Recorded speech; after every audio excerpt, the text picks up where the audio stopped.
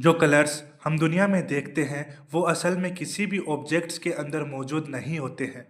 वो हमको दिखाई देते हैं सिर्फ लाइट के कारण। इमेजिन कीजिए, आप किसी कलरफुल वस्तु को अंधेरे में रख देते हैं। अब वो चाहे कितना भी कलरफुल हो, रेड एप्पल हो या ब्लू शर्ट, आपको कुछ भी नज़र नहीं आएगा। लेकिन जैसे ही उस पर लाइट गिरती है, अचानक से रंग दिखने लग जाता है। इससे एक बात तो समझ में आती है, कलर तभी एग्जिस्ट करता है जब लाइट होती है। इसका मतलब किसी ऑब्जेक्ट का कलर उसके प्रॉपर्टी से ज़्यादा यह मायने रखता है कि उसका लाइट के साथ इंटरेक्शन कैसे हो रहा है। अब लाइट कलर के लिए रिस्पॉन्सिबल है, तो सबसे पहले लाइट के बारे में जान लेते हैं। फिजिक्स के हिसाब से लाइट एक इलेक्ट्रोमैग्नेटिक वेव है जो स्पेस में ट्रेवल करती है बिना किसी मीडियम के।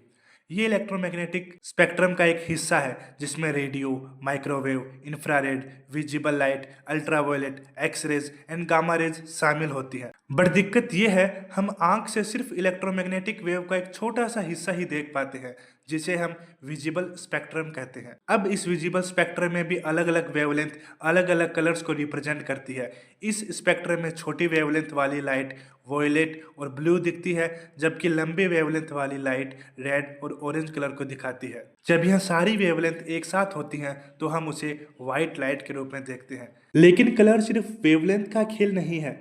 कलर तब बनता है जब लाइट मैटर से इंटरेक्ट करती है और फिर हमारी आंख और दिमाग उस इंटरेक्शन को इंटरप्रेट करते हैं। जब वाइट लाइट किसी ऑब्जेक्ट पर गिरती है तो तीन चीज़ें हो सकती हैं।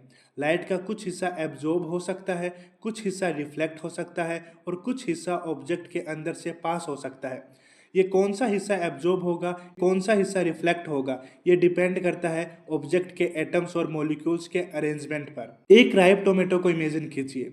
सनलाइट जो सारे विजिबल कलर्स का मिक्सचर होती है, जब टोमेटो पर पड़ती है तो टोमेटो ब्लू, ग्रीन और वॉयलेट वेवलेंथ को एब्जॉर्ब कर लेता है और रेड वेवलेंथ को रिफ्लेक्ट करता है।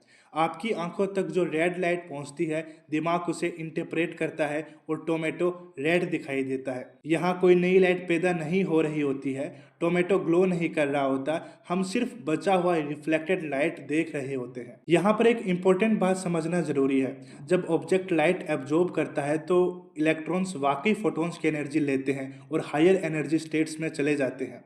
लेकिन रोज़मर्रा के ऑब्जेक्ट्स में ज़्यादातर केसेस में ये इलेक्ट्रॉन्स वापस आकर विजिबल लाइट इमिट नहीं करते हैं। वो एब्जॉर्ब्ड एनर्जी को लेटेस्ट वाइब्रेशन में कन्वर्ट कर देते हैं, जो हमें हीट के रूप में मिलती है। इसीलिए डार्क कलर्स ज़्यादा गर्म होते हैं। तो यहाँ क्वांटम मैकेनिक्स एब्जॉर्प्शन को कंट्रोल करती है, लेकिन कलर डिसाइड होता है रिफ्लेक्शन से, इमिशन से नहीं। अब आते हैं उन स्पेशल सिचुएशंस पर जहाँ इलेक्ट्रॉन्स वापस आकर लाइट इमिट करते हैं और यहीं पर क्वांटम कलर्स पैदा होते हैं। जब किसी मटेरियल्स को एक्स्ट्रा एनर्जी दी जाती है, जैसे इलेक्ट्रिसिटी, हीट या अल्ट्रावायलेट लाइट, तो इलेक्ट्रॉन्स हायर एनर्जी लेवल्स में एक्साइट हो जाते हैं। जब ये इलेक्ट्रॉन वापस नीचे आते हैं तो वो स्पेसिफिक वेवलेंथ के फोटोन इमिट करते हैं। यही वजह है कि neon lights, sodium street lamps, lasers अपनी खुद की रोशनी देते हैं।